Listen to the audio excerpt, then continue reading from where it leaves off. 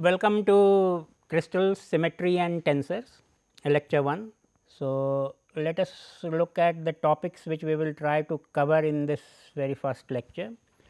Although this is we want to go reasonably advanced level in this course with crystals, and we want to, let us say, discuss point groups and space groups, coordinate transformations, matrices, tensors and all that sort of thing.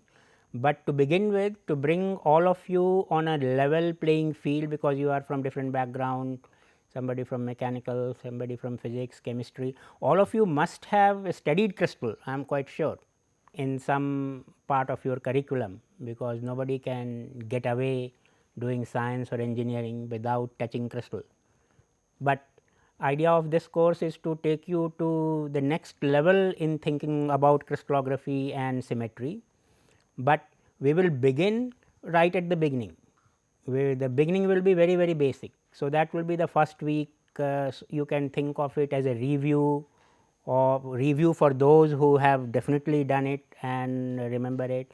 And even if you have not done it, if you think, I do not think anybody can say that have not done it, because this is there even in school curriculum. In NCERT curriculum, I know 11th, 12th, where people do solid state chemistry and crystals and this kind of things. But since our concern is crystals, since our concern is crystal, so let us begin with really at the beginning. So, let us begin with, let us call me question 1. What is crystal?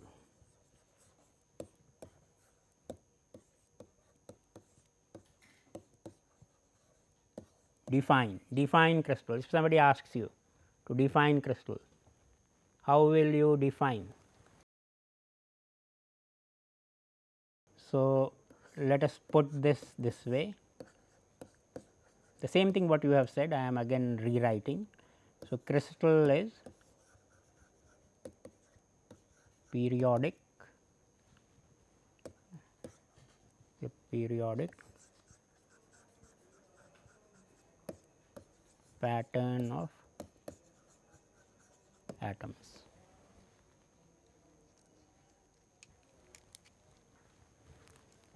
So, this is our definition. Regular arrangement is fine, but regularity can be of many different types. Periodic is a specific kind of regularity. So, that is important to say it periodic. Just saying regular is not that good a definition. And similarly, ordered, ordering also is of different kinds, and but periodic again makes it little bit more specific, little bit more clear. So, periodic is important. So, let us look at some examples. So, let us begin with beginning. Let us not go into 3 dimension. Let us keep ourselves into 1 dimension, and let me try to draw something like 1 dimensional periodic arrangement of atom. Now, crystals are 3 dimensional, but within crystal there will be rows of atoms which are periodic. So, those rows you can consider as 1 dimensional periodic arrangement of atom.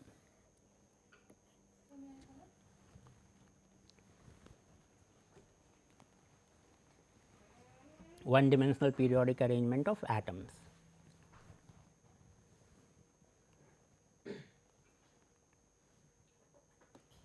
So, periodicity means it is repeating at equal distance.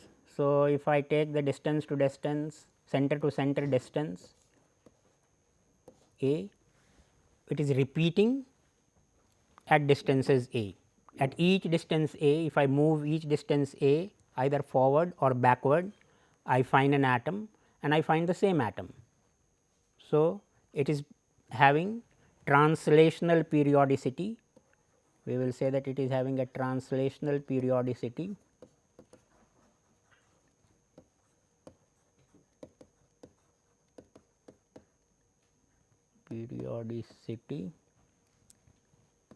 with period a.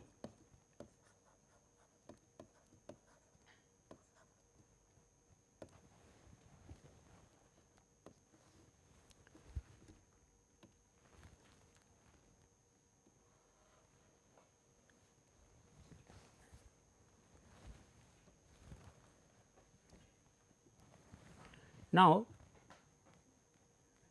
this you can bring in vector here and say that the translational periodicity is represented by, you can draw a vector of length a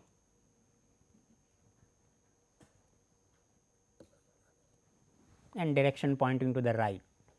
You could have taken direction pointing to the left also, does not matter, because we will say that there are atoms located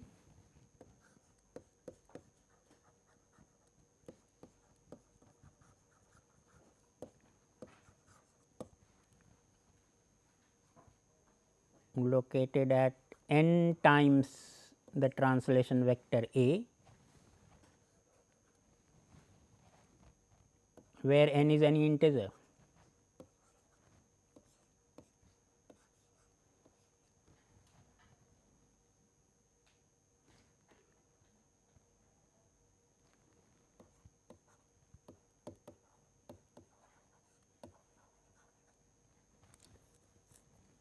So, that means it can be anything between minus infinity, let us say minus 3, minus 2, 1, 0, 1, 2. So, both direction it can go, negative infinity and positive infinity.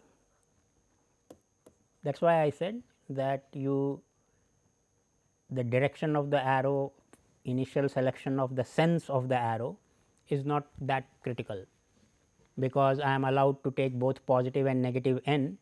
So, I am actually going with, so this is 1 a, I will reach here by 1 a, I will reach here by 2 a, I will reach here by 3 a, I will go backwards also, because I can go minus a or minus 1 a.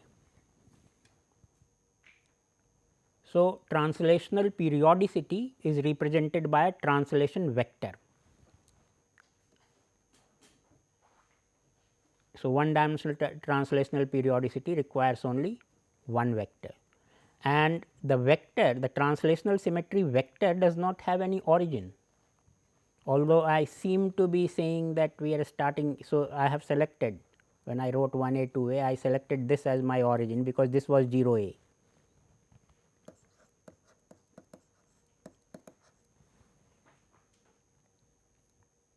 But I could have selected some other origin also. Even if I let me select a point in between the two atoms, then also from here also I can go to a vector a and come to a translationally equivalent position. If I was in the midpoint of two atoms and I shift by a, I am midpoint between two other atoms, which is translationally equivalent, then again midpoint of two other atoms. So, a starting point is not really important. So, let us say this is origin 1, this is origin 2, but both will give me the same translational periodicity. So, choice of origin becomes sometimes very important, and in the crystallographic communication it becomes important to tell to the listener or to the audience or to your reader that what is your origin. Otherwise, the description 1 with origin 1 will say I have atom at my origin, origin 2 will say I do not have any atom at the origin. So, you will think that they are talking about two different crystal structure, one has atom, one does not have atom, but it is actually the same crystal, but with different choice of origin. So, that we will discuss more in detail. This is just a hint that origin choice is also quite important. Yeah. So, now let us look at 2D. 1D was very simple. So, let us look at the 2-dimensional example, 2D crystal. Here we have real examples also, for example, you know graphene, nowadays.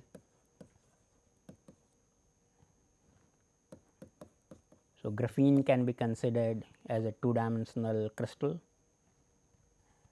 having 2D periodicity, but graphene is little complicated. We will see what the complication is. So, let us say create something much more simpler. So, this is a 1-dimensional periodicity. We have already seen we are shifting by certain distance a, but now I decide to shift in the other direction also.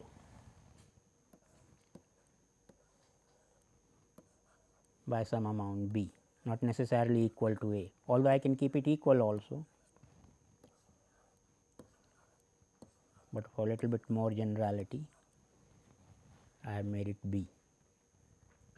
So, from anywhere if I move n times a from any starting point, again maybe my starting point is center of the atom. So, if I move n times a from any atom considered as origin, I will again be on an equivalent atom. Similarly, if I move b, amount b, m times b, I still will be, I will still be on the equivalent atom, equivalent site.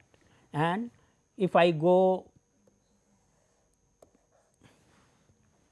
somewhere in that direction, which was not my original periodicity direction, that also happens to be periodic, because now I have gone 2 times a. So, this was 2 a plus 1 b, and now I further move 2 a plus 1 b from here, 2 a plus 1 b, again I go to an equivalent atom. So, although we started with periodicity in 2 directions, it seems we have generated periodicity in many directions, infinitely many directions, because if I go this way also, then the same translation further keeps taking me to equivalent position.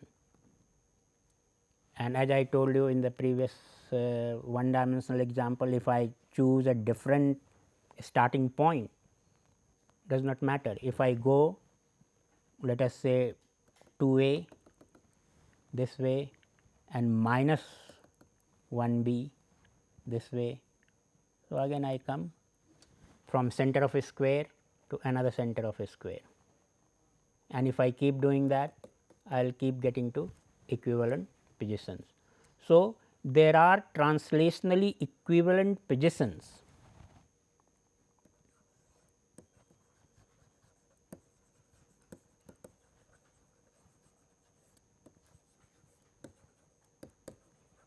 translationally equivalent positions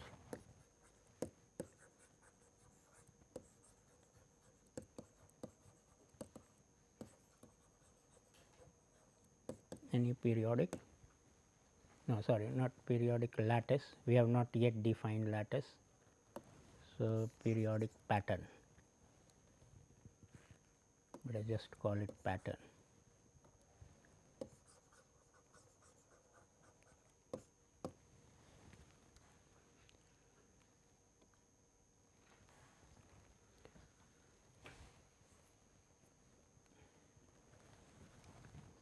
So, let us look at some little bit more. So, here in both the examples, all atoms were translationally equivalent. 1D, all atoms were translationally equivalent. 2D, again all atoms were translationally equivalent. So, here the translation, general translation you can write as T is equal to Na plus Mb. So, this takes care of all possible equivalent translations in this structure or this pattern. But let us try to make something different. Let us try to create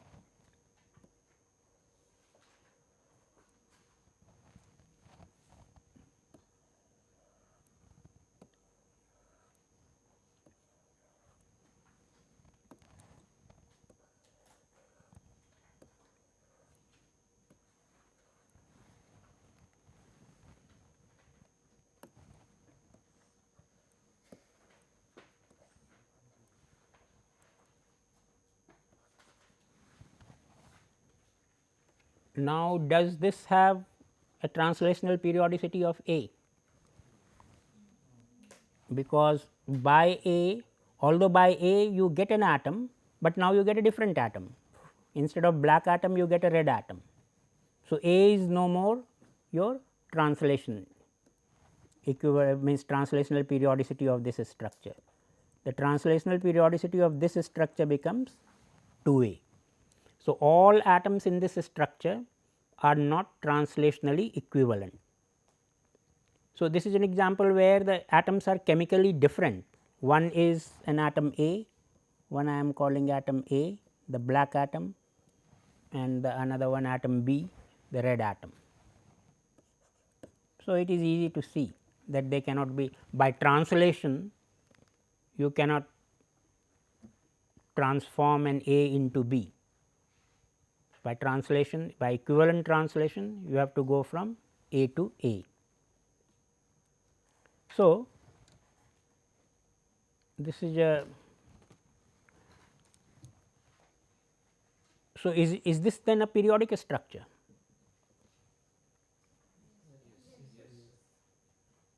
With periodicity 2A, but then what is the thing which is repeating? AB AB, the pair. So, in this case a pair AB is repeating.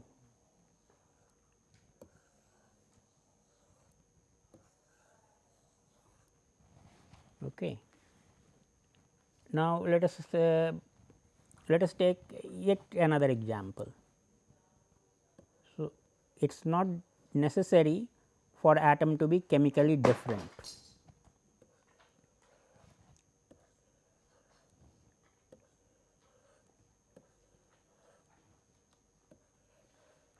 Suppose I have some molecule kind of thing. What happened? Two atoms close by. Again, if I move from here to here, let us say by the bond distance B, I find an atom, identical atom, but from here if I move by the same distance B, I do not find an atom. So, that means this right atom, this one is not equivalent to the left atom, because left atom has a neighbor to its right at a distance B, the right atom does not have an identical neighbor on its right at the same distance B. So, they are not translationally equivalent, but if I translate all the way from here to here, then I get the periodicity. So, there in the previous example, since the chemical elements were different, distances were the same, but chemical elements were different, that broke the translational periodicity from A to B. Now, although elements are same, both are A atoms, let us say, but because of distance separation is changing from short distance to long distance between them. There is a short distance here and there is a long distance here. So, again that makes all atoms not equivalent and you have to move by this distance. So, let us try to take little bit more involved example as I promised. Let us make graphene. So, let us make graphene. Graphene, I need a hexagonal honeycomb.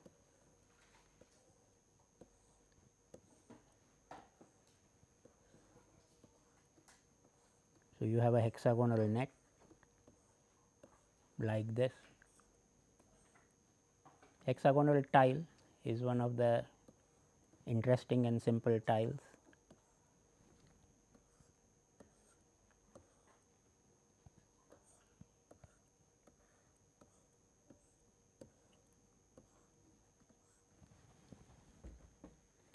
And on this, on all the vertices of this hexagonal tile, if you put an atom, carbon atom. So, I put one carbon on all the vertices. Carbon should have been black, I think, but anyway I have drawn in red. Are all carbon atoms equivalent translationally? Think about that. Why not? Which are different and which are same? So, if you think of the hexagonal geometry, and if the hexagonal edge length is a, let us not call this a, let us call this b, the carbon carbon bond length. So, let us call this b, the carbon carbon bond length. Then by hexagon you know that the diameter of the hexagon is 2 times its edge length. This is from your school geometry, you can easily prove. So, this is b, this is 2b. So, if I think, if I start focusing on the atom which I have shaded, and then I say that whether this shaded atom and the other atom at the end of this distance b, this one, are they equivalent?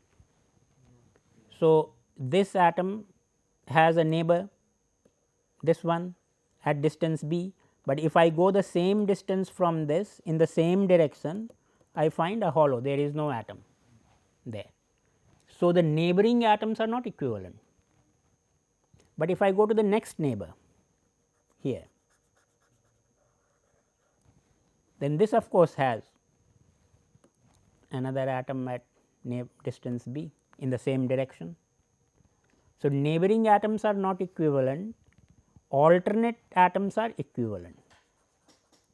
So, in the graphene pattern, so I am now shading all the equivalent atoms. Translation equivalent in what sense? Chemically of course, they are all equivalent, chemically all are carbon, or if you think your equivalence definition is that how many bonds it is forming, again all are equivalent, all of them are forming 3 bonds. So, when I am saying that they are not equivalent, I am saying that they are not equivalent in a particular sense, and that sense is translational equivalence, that they are not translationally equivalent, the neighboring atoms, but alternate atoms are translationally equivalent.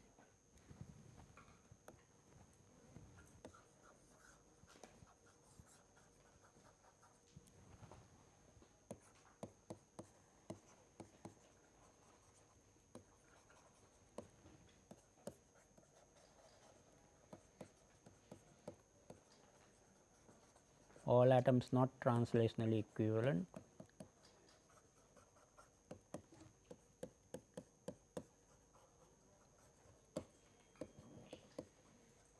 Alternate atoms are. So, the center of alternate atoms only will form the lattice, that is bringing us to the definition of lattice, that what is. So, we have defined crystal as a periodic pattern, and we have seen that the thing which is repeating periodically can be one atom or more than one atom. So, here what is repeating periodically?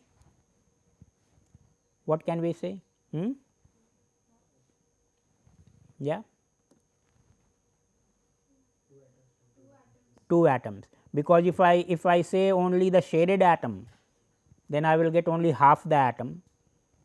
So, I have to take along shaded and the unshaded atom, that pair, and then I think that that pair is being repeated periodically, you can see in the structure. So, from here if I go here to here to here, I keep getting identical pairs. So, I can select a pair of atoms in this case.